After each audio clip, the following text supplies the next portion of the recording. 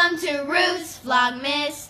Ding! Hey everybody, and welcome to Vlogmas. Again, still doing this, which is great. My name is Ruth Fry. I'm a realtor with Keller Williams Realty Infinity out of Naperville, Illinois, serving the Northern Illinois area and worldwide because I take referrals. Today I wanted to talk a little bit about homeowners associations. They're commonly known as HOAs. So oftentimes I'll get clients that ask what an HOA really is or what it does, or do they even have to pay attention to the HOA? Nowadays, if you are purchasing a home or newer home and maybe a newer subdivision, you probably will run into this type of organization. And what this is a group of people who live in your subdivision, or in some cases, they may not be required to live in your subdivision, and they basically set forth rules for the subdivision. So let's say you have common areas and they need to be mowed. These people will set forth the rules about how the areas should be mowed by the landscaper. They may hire a property manager who makes sure that the areas are mowed like they're supposed to be. If you have a pool, you pay in to make sure that the pool is managed.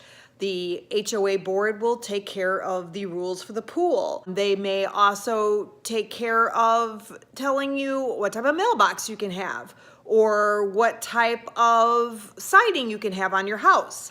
Many HOAs are pretty mundane. They just want to make sure the common areas are taken care of. The association to which I am the board president of is like that. We just want to make sure common areas are taken care of. There are many associations that you really need to read the bylaws and make sure that you are comfortable with the rules of the association.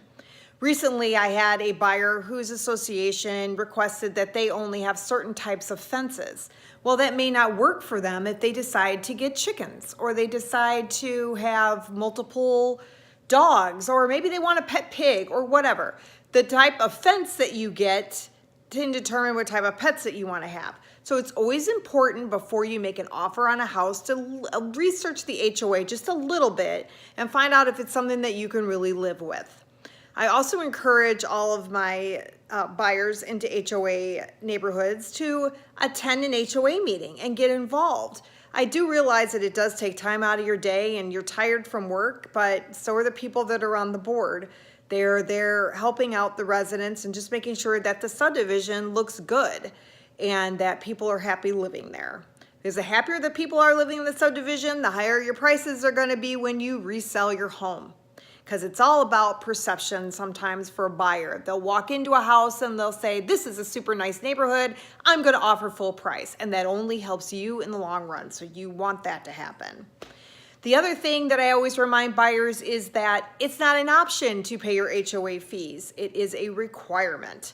So if you get that HOA bill in the mail and you decide that you're going to kind of just blow it off and pay other bills, that's not a good thing to do. At least in the state of Illinois, you've got rules that HOAs can put a lien on your property, essentially take you to court and say you owe X amount in fines or X amount in fees plus fines plus lawyer costs. And then if you don't pay those fines or make a payment arrangement to do so, they can rent your house out while you're living somewhere else until they recoup their funds. It's not something that you want to mess with. It's very, very, very rarely fought in court with any success. So it's something that you really, really want to make sure when you move into your subdivision that you've looked at the HOA docs, you're comfortable with them, you understand them. If not, ask your lawyer before closing or ask your lawyer at closing when you get a copy of the docs, and that you pay your HOA assessments on time. Other than that, that is my tip for the day, my discussion on HOAs. And I need to cut a bunch of fleece blankets up because I'm making scarves for we're doing a service project at my kids' school where we're going to make scarves for people who don't have warm clothes during the Christmas party. And it's a lot of fleece and I'm pre-cutting it. So it's 500 some scarves. So I've got to get back to that. So again, thanks so much. I do appreciate all your referrals and for you watching the videos. And please like and subscribe to my channel. Make sure you ring the notification bell so you're notified every time there's an upload, and there'll be another upload tomorrow.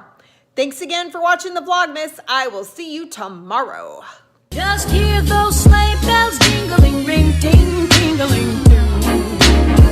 Come on, it's lovely weather for a sleigh ride together. together with you.